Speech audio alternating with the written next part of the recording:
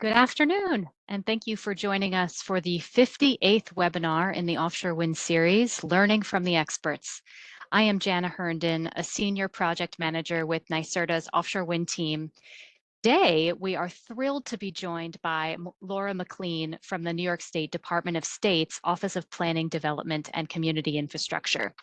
Laura co-chairs the New York Maritime Technical Working Group on Offshore Wind. Given her experience at the intersection of maritime issues and offshore wind, she has kindly agreed to host this webinar. Laura, I will ask you to please introduce yourself. Thank you. Thank you so much, Jana. Thank you for the opportunity to facilitate today. As Jana said, I'm Laura McLean. I'm a director of the Ocean and Great Lakes Division at New York State Department of State. I'd like to especially acknowledge my colleagues, Mike Snyder and Joel Bernowski, for their leadership as co-chairs of the MTWIG over the years. As you may know, the Department of State plays a critical role in reinvigorating the state's economy and making its communities more livable. And specifically, the office that I'm in, the Planning, Development, and Community Infrastructure, or OPDCI, serves as the state's planning agency and is home to this New York State Coastal Management Program. Our office has over 40 years of experience in coastal policy, community revitalization, and coastal planning, focused mostly on the state's waterfronts, and we help plan for coexistence of a wide range of maritime industries with other waterway users, including things like public access, recreation, and relevant to today is energy planning and development like offshore wind. And so we really appreciate collaborative efforts like the New York State Technical Working Groups, and learning experiences like this webinar are incredibly invaluable to advancing this work. It's my pleasure to be joined by today's expert, Maureen Kallgren, with the Coast Guard Office of Navigation Systems. Before I introduce our speaker, a few reminders for participants and some background on the webinar series. Next slide, please. Firstly, if you are experiencing any technical issues, please contact Adam Hawk at the email address on the bottom of this slide. This webinar is being recorded, and the recordings and presentation slides for all webinars in the Learning from the Experts series are available on NYSERDA's website at the address on this slide. All participants have been muted, and we will have time for Q&A following the presentation. So please use the Slido feature to submit your questions. Next slide, please. New York State is working to advance the responsible and cost-effective development of at least 9,000 megawatts of offshore wind by 2035. Offshore wind is a critical component in achieving the state's goal of 100% zero-emission electricity by 2040. While offshore wind has been providing clean energy to other parts of the world for several decades, this industry is brand new to New Yorkers. To provide interested stakeholders and members of the public with accessible, impartial information and opportunities for engagement on specific topics of interest, NYSERDA is hosting this educational webinar series called Learning from the Experts to connect the public with independent experts in key topics in offshore wind. We endeavor to select learning from the expert speakers based on their expertise, not necessarily for an alignment of opinions with NYSERDA or the state of New York. Please note that the views and opinions expressed in this presentation are those of the presenter. Next slide, please. And now it's my pleasure to introduce Maureen Kallgren. Maureen is the lead marine transportation specialist for the Coast Guard Office of Navigation Systems at Coast Guard headquarters. She is the Coast Guard subject matter expert for marine special planning on the Outer Continental Shelf and represents the Coast Guard as co-lead of the Committee on the Marine Transportation System Offshore Integrated Action Team. Marine drafts policy and regulations to facilitate and ensure safe navigation within our marine transportation system, including approaches to the major ports of the United States.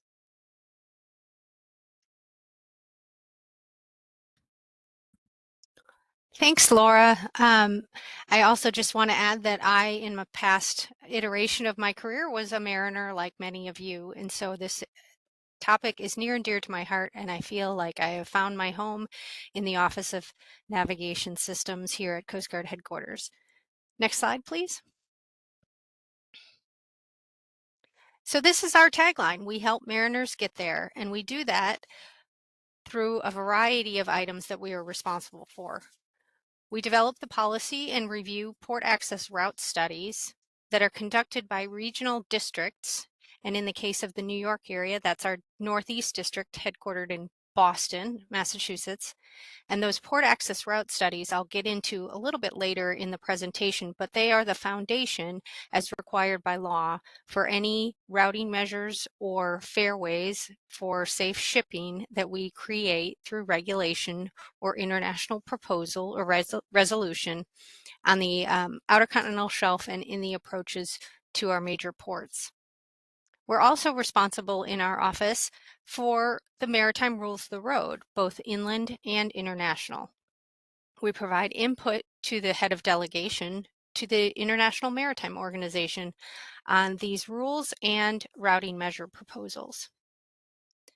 We established the policy for electronic charting standards and offshore safety zones, including working closely with NOAA to ensure charts are updated for the mariner as soon as changes occur during offshore development and construction.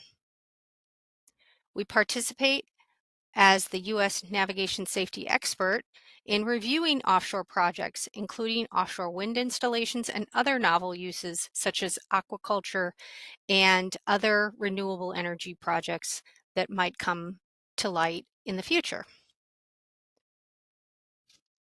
We review, as part of our cooperating agency relationship with Department of Interior, lighting and marking and signaling plans for offshore structures. And this includes historically mineral energy structures and now renewable energy, non-mineral energy structures. So next slide, please.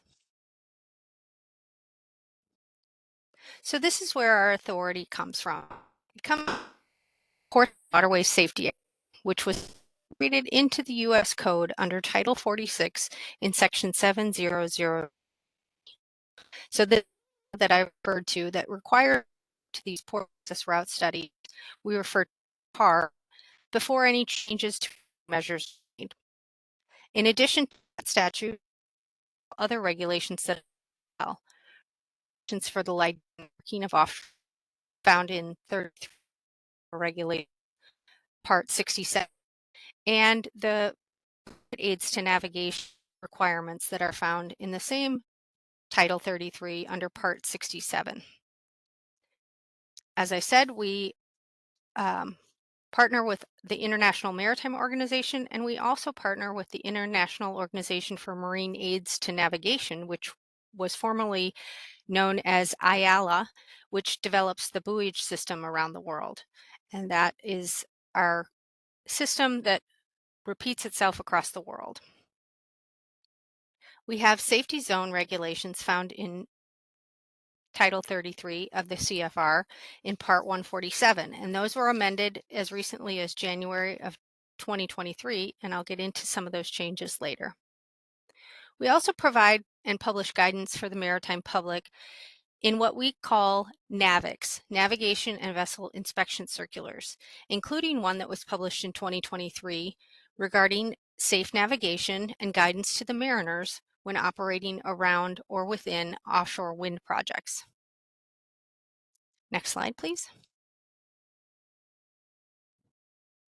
So as I said, the requirement comes from the statute to conduct port access route studies, and much research must be completed before we can establish any new routing measure in regulation or proposed through a resolution to the IMO. The PARs are done, as I said, at the regional level by the folks that know the waterway best and have those relationships with the stakeholders and mariners and industries in and around the port that would be studied. During the rulemaking process, the Coast Guard must adhere to the requirements in the National Environmental Policy Act, or NEPA, and conduct environmental studies and publish a record of decision based on the results of that NEPA process. When a PARS is completed, it's up to Coast Guard headquarters, the Office of Navigation Systems, my office, to take the recommendations that the district has proposed in that study for any amendments, additions, or changes to routing measures and turn those into rulemaking projects, or as I said, the international resolution proposals. So the study is done by the folks that are local, and the recommendations are made to Coast Guard headquarters, where we determine the proposal for routing measure rules and or proposals. Next slide, please. So this is a picture that I hope looks familiar to many of you. It is the chart or some charting features of the approach to the Port of New York and New Jersey. It shows existing routing measures that are outlined by the dashed magenta lines with the gray arrows. Those are the traffic separation schemes in the approach to the Port of New York and New Jersey. I liken these to a two-lane road that has a divider down the middle for land-based traffic. It also shows in the pinkish hue are proposed fairways that are undergoing the rulemaking process right now. And fairways would be a domestic regulation and akin to an unmarked road where traffic would follow its regular rules of the road, where two-way traffic would pass safely, and would just prevent structures from being built in those fairways that would provide an obstruction to navigation. So when we codify these fairways, we are clearing the water of any future development and or structure that would create an impediment to safe navigation. You'll see in the blue polygons, as well as the existing circle closer into the port approach, precautionary areas. We have an existing precautionary area that is outlined in the circle, and we have proposed precautionary areas. These are areas where, when charted, the mariner will be aware that there is potential congestion and increased traffic in these areas that may be crossing and or meeting, so that they can be aware to proceed with caution. You can see in the area between the northernmost traffic separation scheme and the central traffic separation scheme that's represented by blue hash marks, and that is the Empire Wind Energy lease. And so you can see that that wind lease is bound by the limits of the traffic separation schemes, and there is clear guidance and agreement between the Department of Interior that approves all of those permits and the Coast Guard that no overlap and or incursion into the traffic separation schemes from any appurtenance of that development would be allowed. Now I want to explain that many vessels carry an automatic information system transceiver that transmits information regarding the vessel's location, speed, and vessel particulars, the name of the vessel, the type of the vessel, the size of the vessel. Lots of information can be transmitted and received about vessels transiting on the waterway. The Coast Guard collects this data, and if you go to the next slide, this is an illustration of what we call a heat map for this data. What I'm showing here is vessel traffic density for all vessels in this box for the month of January of 2025. You can see some of the activity in the Empire Wind lease area. That's kind of in the central upper section of the slide. You'll see the magenta circles. Those are representative of some of the positions that are being put in place by wind turbines. And you can see the activity in that area that represents some of the previous construction and maintenance that's been done on that project. So this is indicative of a January month for traffic in this area. And if you go to the next slide, this slide represents the month of June. So you'll see a large increase in general vessel traffic all across the region, some of it close to shore, indicating potential recreational and or cruise ship or tug traffic. But what I want to highlight is the area that was the Empire Wind Lease, or is the Empire Wind Lease, being colored completely by green vessel tracks, which shows the increased activity in the month of June. We know that some of this construction activity is limited by weather and by marine mammal restrictions. So I just was highlighting in those two slides how the different impacts to vessel traffic and density can vary from month to month. So I'd like to go to the next slide, please. So what are our challenges? The Coast Guard, as I said, doesn't have the authority to issue any lease location. We do not final approve any construction plans, including the layout and spacing between the turbines, but we do leverage the interagency partnerships and cooperation to provide for smart marine planning to ensure safety of the mariner and a collaborative use of ocean space when we're talking about all novel uses, not just offshore wind. We enhance our maritime safety information through interagency cooperation. As Laura said, I am the co-lead for the Coast Guard on the Offshore Integrated Action Team, which is a brand new integrated federal team formed under the Committee for the Maritime Transportation System, which is an interagency federal government entity that brings together all ocean user entities of the federal government to collaborate in that space. And the offshore space has been one that has recently found its way to a working group and a formal team to leverage that cooperative process and communicate across all government agencies where authorities intermingle.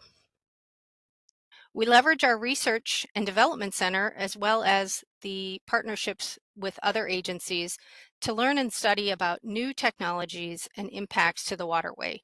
We're currently in the middle of studies to learn about the impacts and develop mitigation strategies to things like high frequency radar, which feeds into our search and rescue program for response.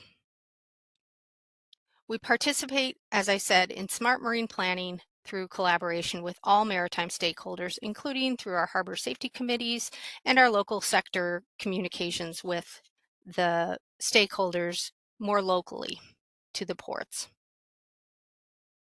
So the next slide, please.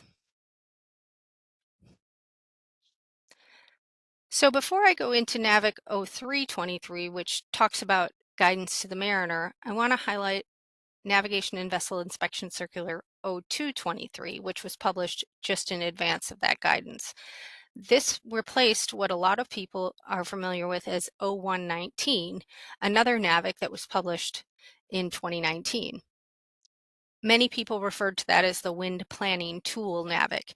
And what a NAVIC does, and in this case, provides Coast Guard guidance to their field reviews in our role as cooperating agency to BOEM, as BOEM reviews these construction and operations plans and provides a record of decision on the impacts and mitigations to all sorts of economic and environmental entities.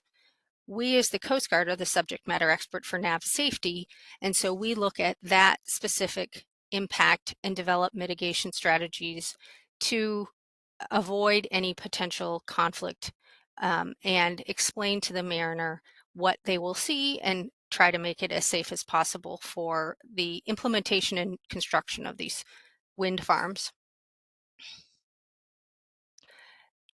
The NAVIC, excuse me, is currently being revised because the industry is always changing, and it is always available on the Navigation Center's website, which is www.navsen.uscg.gov. And it provides multiple pages of information on how developers should prepare a navigation safety risk assessment as part of their construction operation for BOEM to view. We expect, as the authority for lighting and marking and signaling offshore structures, that these plans be developed and what they should comply with. Next slide, please.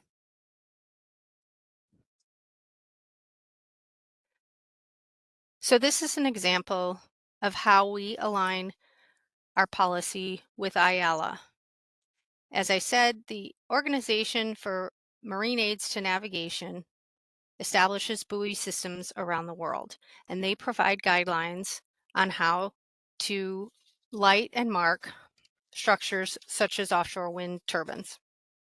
So in an effort to ensure compliance worldwide for the ships that transit the world's oceans, we have provided guidance through NAVIC 0223 to developers on how to follow the IALA guideline for structures marked and lit.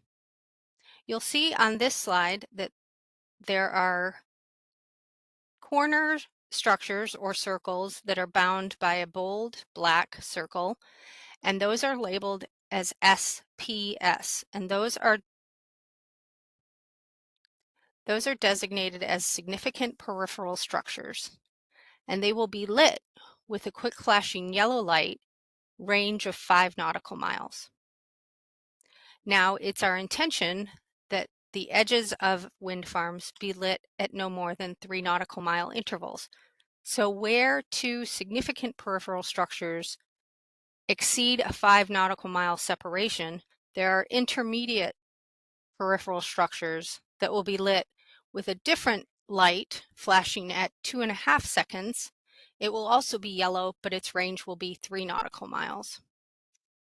There are also options for interior structures to be lit with either a 6 or a 10-second flashing yellow with a 2 nautical mile range. Each significant and intermediate peripheral structure that is adjacent to a fairway or is used to identify a designated transit route will be identified by additionally a properly encoded AIS message 21. I want to point out that all of these structures as private aids to navigation are designated as Class 1 aids to navigation. They require a permit from the Coast Guard as a private aid to navigation, and that requires the owner to maintain, report, and correct any discrepancies to the Coast Guard. Next slide, please. So as all of these structures require a permit to be marked as a private aid to navigation, part of that permit requires that they have a system of marking that helps the mariner orient oneself within the wind farm, as there are wind farms with upwards of over 150 turbines within the lease area. These systems, as I said, are found as a separate appendix to the construction and operations plan and are often filed as part of the facility design review process as a lighting and marking and signaling plan.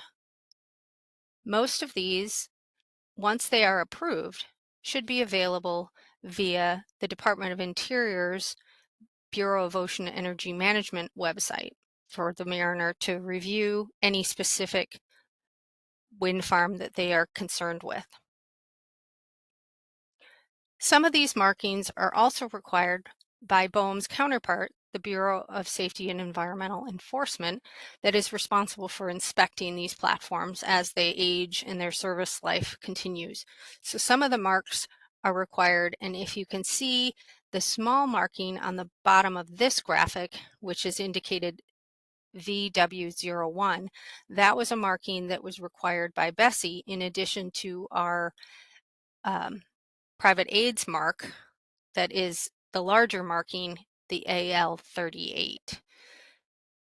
So BSEE has different systems that they use to track the inspections of structures, and they have different marks for some of these offshore structures that are not identical in all cases to what we mark them as a private aid to navigation. Overall, the system on the East Coast, however, is to alpha number the poles or the structures, increasing in letter, starting with A in the east, moving to Z in the west, and number starting with 1 as the northernmost row or mark, increasing down to the south with increasing numbers. So, for instance, AA01 when you come across a structure marked in that way, you would know is the northwestmost structure in a grid block of the lease, while something like a double Z with a number 26 would be southeast of that AA number. So as you transit and you understand what letter you left and what letter you're encountering currently, you can help yourself kind of orient which way you are headed. In New England, in the Massachusetts, Rhode Island wind energy area, there are multiple wind developed leases that are adjacent to each other without any separation. And that was designed so that there is a consistent, what we refer to as a battleship grid across all of those leases. So these numbers and letters will increase and be marked in a way that does not show any separation to the mariner when you move from one development to the next. They would be consistently labeled regardless of the owner of that particular structure. Next slide, please. So Navigation Vessel Inspection Circular NAVIC 0323 provides guidance to mariners operating in and around offshore renewable wind installations currently. There is room to expand for any other type of wind turbines like floating wind structures or other types of renewable energy that we might see, including hydrokinetic. So this is the best guidance that we could draft, providing the mariner, the person behind the wheel on the bridge of the vessel, with what they should expect when they're operating in an area and they encounter renewable energy in the form of wind turbines. Next slide.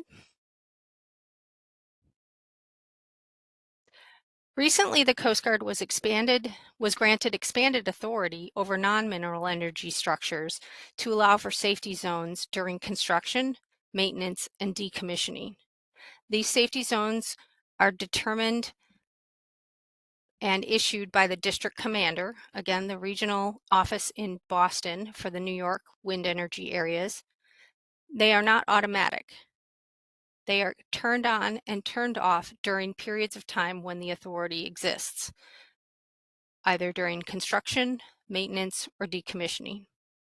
For the Empire Wind lease that I showed in the chart, these regulations are in Title 33 of the Code of Federal Regulations, and they're in Part 147, decimal T01 through 0704. The district commander communicates to the mariner through local notice to mariners and broadcast notice to mariners when these safety zones are in effect. They extend from a distance of 500 meters from the location of the turbine or platform, the offshore structure. These safety zones prohibit vessels from entering unless they are an attending vessel or have permission from the district commander. Next slide. Thank you for your time. I hope that was informative, and I think we have some time for questions.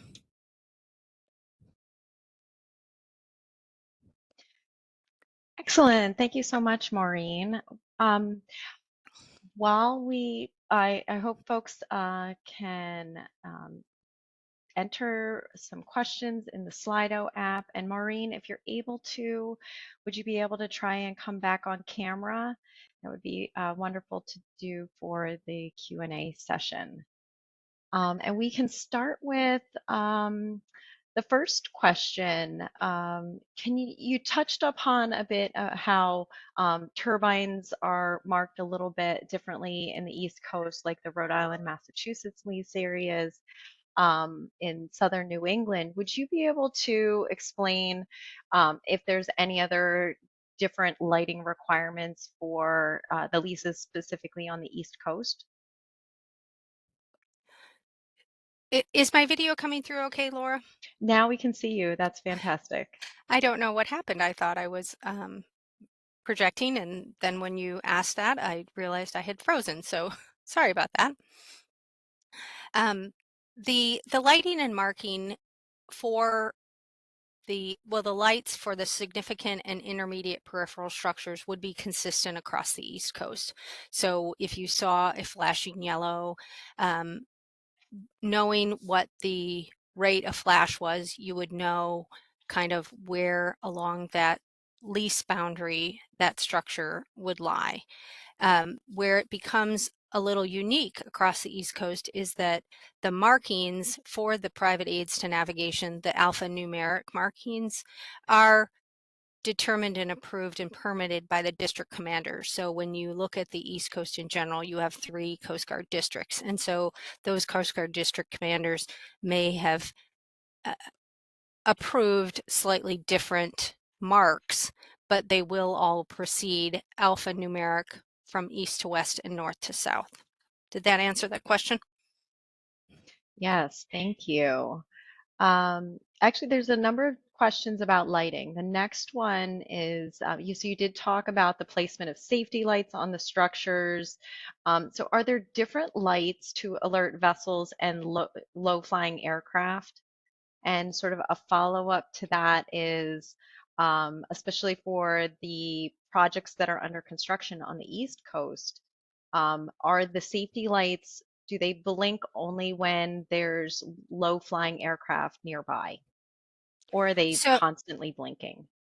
Laura, I can't really speak to the aircraft warning lights because that's the FAA's requirement, and they've been working with BOEM even when they don't have authority for some of these structures greater than 12 nautical miles.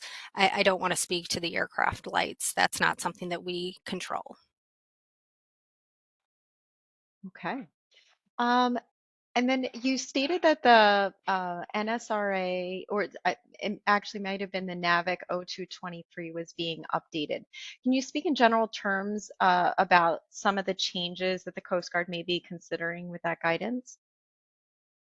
Absolutely. The changes from a perspective of a developer or a mariner would not be significant. We're really just looking at structurally kind of changing the document so that it can be updated more rapidly in the future. And we've realized that the industry for the US East Coast has really matured to a point where the relationships are established and the information is being communicated in a way that maybe doesn't have to be quite so formal as this guidance has been in the past. So no major significant groundbreaking shifts in guidance, just a little bit of structure changes to allow for more rapid updates as we move along. Great, thank you. And then you talked a lot about lighting. Can you speak a bit about the foundation specifically? How are some of those markings notated for individual leases or lease areas? So the marks are designed, and I'm going to have to kind of refer to some of my guidance. The marks are designed to be visible from a distance, by a vessel on the water. And I'm going to double check my notes and my guidance so that I can say.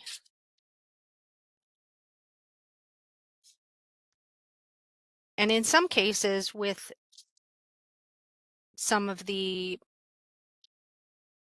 in the transition pieces, as they are colored yellow, there might be platforms on those transition pieces, and that might determine whether the alphanumeric is placed below or above, or in some cases both, so that vessels with a height of eye, like a cargo vessel versus a recreational vessel, can see that from the distance that I can't quite find, but the height of the markings would be 9 feet high.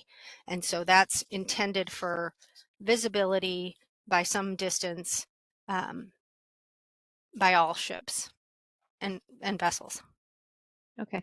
And I think perhaps if I could put a little finer point, I think this question might be referring to the foundations and maybe even the scour protection. Is there any marking of that perhaps on nautical charts? So the nautical charting is really just a circle point of where the turbine is. And each different development or developer has a potential for different scour protections. So I would refer you to, or the questioner, to the specific plans that BOEM has approved for scour protection to get a sense of where that scour protection and what type of scour protection is on that specific turbine that's plotted on the chart by a pinpoint location. Okay, thank you. There's a couple questions here on the navigation safety risk assessment, which you touched upon in your presentation. But can you talk a little bit about the difference between the navigation safety risk assessment and another type of plan that's often submitted for these projects called a cable burial risk assessment? I can, but it's really not, the specifics of that are held and determined by BOEM, who approves these plans and submits or issues these permits. So as the navigation safety risk assessment is really concerned with surface navigation. And I believe the cable burial is really designed to show where the cable will lie, provide information on areas where potential anchor or subsurface dragging might strike a cable. But it's really that cable burial protection plan is reviewed by us in only locations where it would impact a Coast Guard federal aid to navigation or a buoy.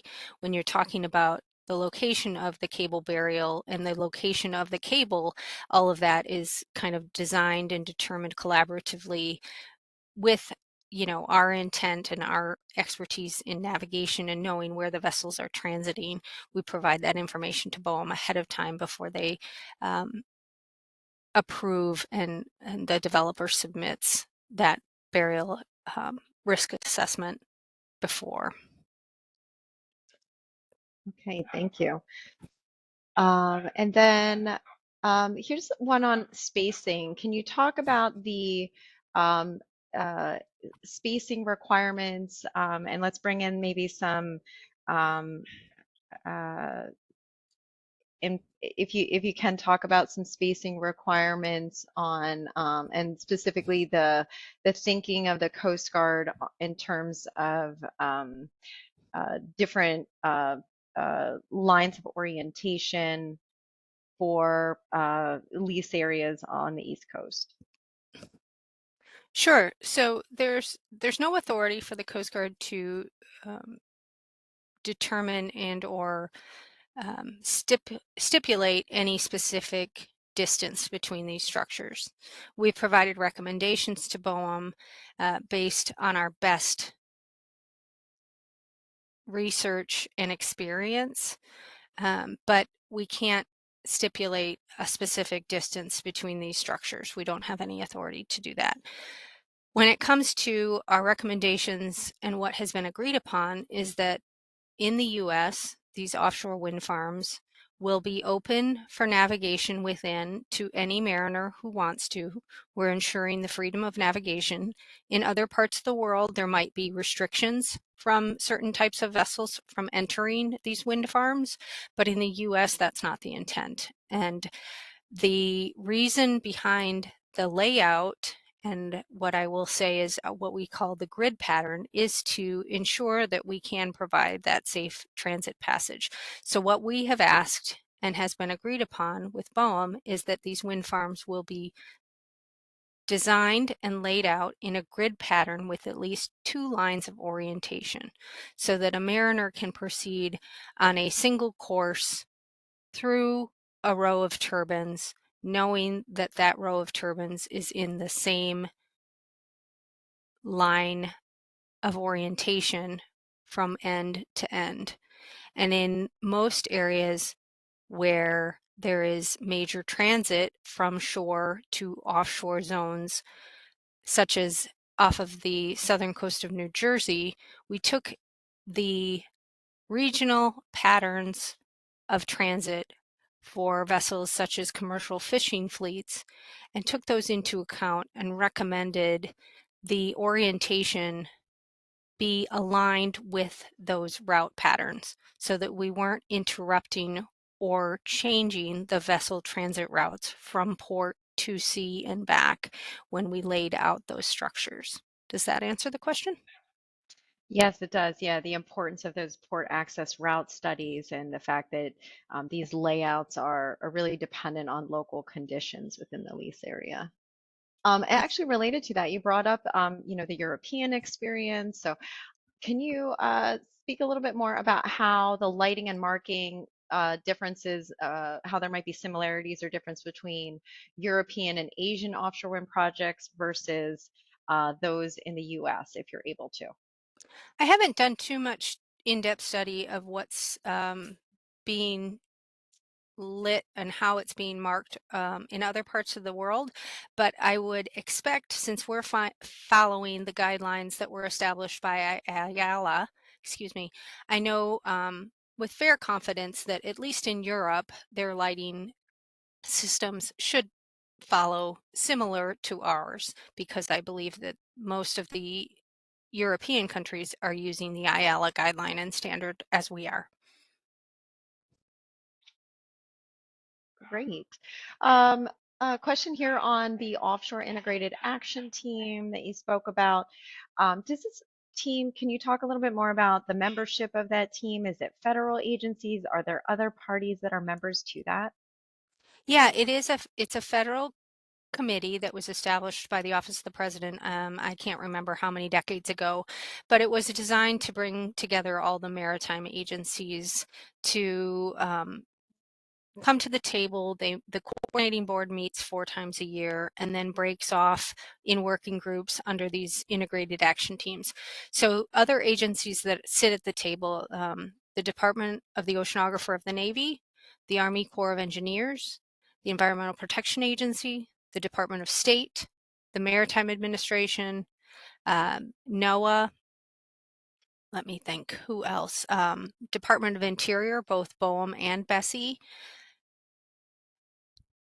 I'm running out of names, but I'm sure there are other partners on that at that table as well. But it's really a great forum for agencies to get together, and um, I'm really excited about this new integrated action team because it's really brought a lot of people with little stovepipes in their world and their authority together to say, oh, well, we think this is a great place for aquaculture, but we didn't think about a fairway that might be proposed or established in that area that would create some overlap that needs to be mitigated in the future. So it's really just opening communication lines in the offshore space for really smart government marine planning.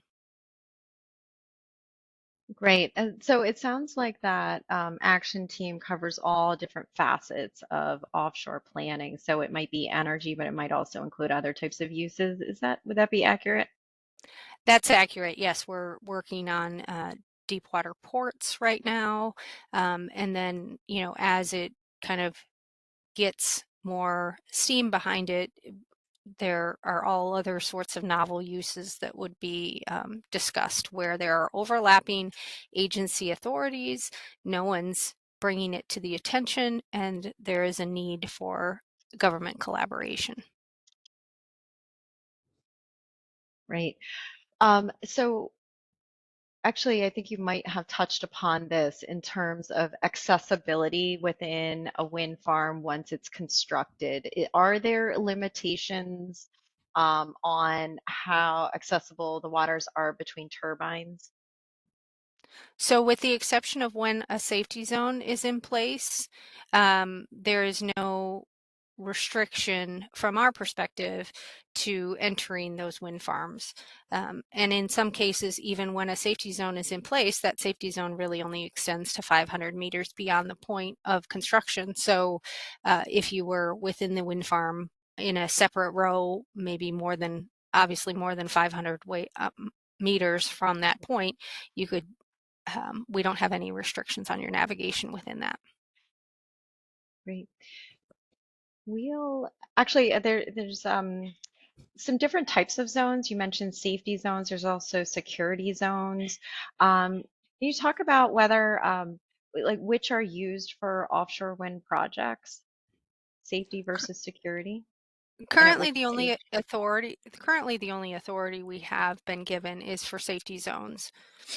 Security zones are a separate authority, and as of today, we don't have that authority to create security zones around wind projects. Okay, thank you. Here's a multi-part question about setback distances. So the first part is, can you talk about how safety setbacks are established, for example, off of vessel traffic zones, fairways? And then the second part is how, when those are established, how are factors such as strong wind, sudden mechanical issues, or just the volume of vessel traffic, especially that bi-directional traffic, or the issue of vessels passing in distress, um, factored into that. And we can take that one part at a time if you would like. Just so first, a bit about safety setbacks, how they're established. Sure, and that one's fairly straightforward. We don't talk in terms of setbacks. We talk in terms of distance between the structures that we've determined is best for or is suitable for safe navigation.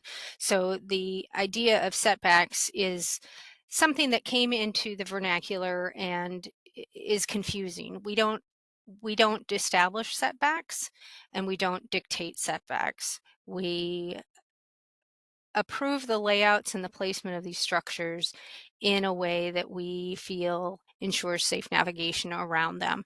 And as I said, when it comes to TSSs and other routing measures, there are some separation in places between the lease structures and the boundaries of those TSSs or other routing measures, but it's not consistent. It's based on a case-by-case basis. And in no way do we determine a straightforward setback distance. So when it comes to how those setbacks are factored into different, increased congestion or traffic or environmental factors, I would say that that's all kind of taken into account in our review of the specific project based on where it is, the environmental conditions, the weather patterns, and the amount of traffic in that area. We take all of that into account when we're providing feedback to BOEM on the layout plans and determine, based on all of that information, what we feel is necessary for safe navigation. Okay, thank you. There's about just a couple questions left. So we focused a lot on the turbines. Can you talk about a little bit more about the factors that the Coast Guard considers for inter-array cables and export cables that are components of offshore wind projects? I can, but the answer is, if it doesn't affect surface navigation, we don't really look at it as an obstruction to navigation. So the burial and protection of those cables is really determined by BOEM in their approval of those different plans and the overall construction plan. So those cables are charted, and that's of course NOAA's world of the government to chart those cables in a way that's consistent and readily visible to the mariner, but we don't dictate or have any authority to specify anything that doesn't affect surface navigation. Okay. And then so you did talk about the PARs, the fairways, that there is a review happening right now.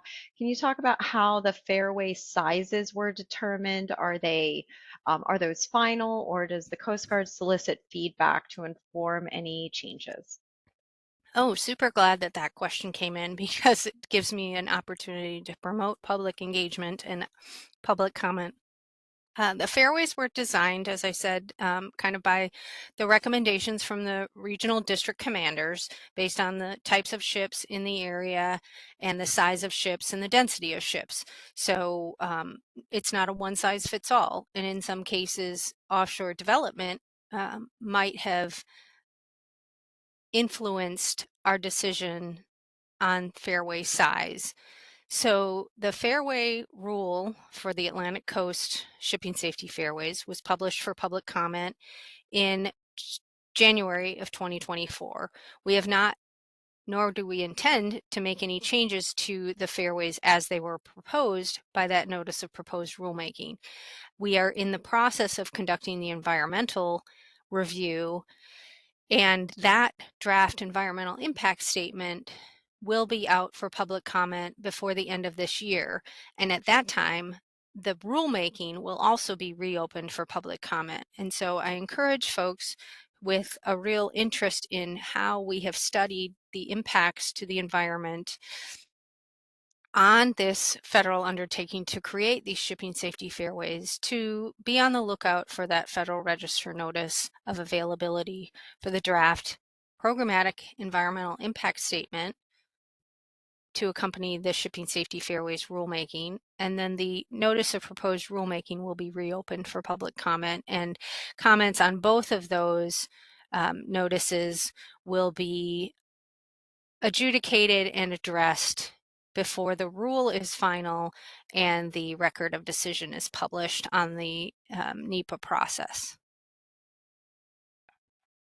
Excellent. Public engagement is so important. Okay, last question, then we will wrap. You were so generous with the amount of time that you allowed for question and answer. So last question is, what role does the Coast Guard have in light of emergency anchoring or any sorts of like emergency actions that are either within vessel zones or fairways? Well, it's the responsibility of the mariner to determine the safety of their vessel, the people on their vessel, any damage to the environment, and or damage to property. So if a mariner feels that it's the best decision to drop the anchor to prevent any further damage to anything in their surroundings, we would, not have any recourse to second guess that. But all mariners should be following the updated charts, and those updated charts include submarine cables, energy cables, and those sorts of things, which would, lead them to consider that location and the subsea conditions or subsea appliances like cables when they're considering that emergency anchoring scenario.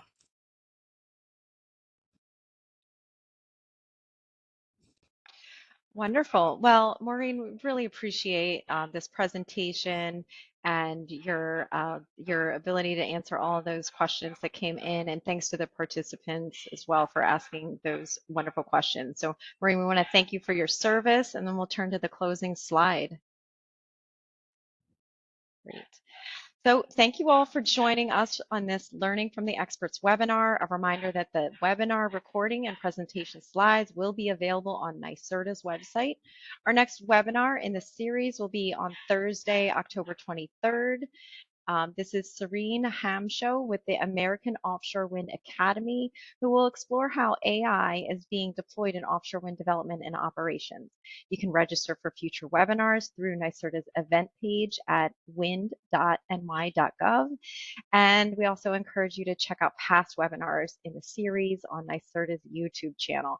If you'd like to request a topic or speaker for the series, please do email NYSERDA at offshorewwind@nyserda.ny.gov or fill out the Learning from the Experts survey posted on the events page. Thanks for joining us today. Have a great day. Thank you, Laura.